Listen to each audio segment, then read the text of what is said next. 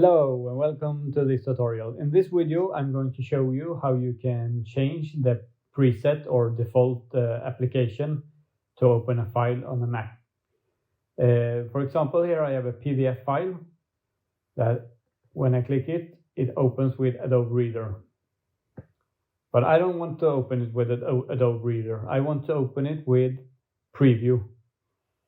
So what I have to do is right click and get to Get Info, and then I go down to Open With, and here as you can see it's set at Adobe Reader as a default application.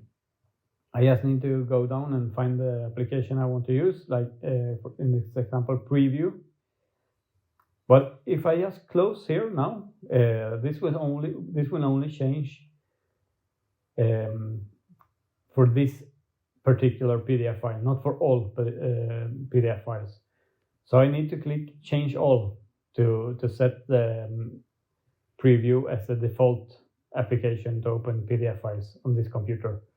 So I click here, Continue, Close, and we click again, and there you go. You can see we open with Preview. So this is how you can change for all kinds of file formats on a MacBook Pro. If this video was of any help for you, please hit that like button.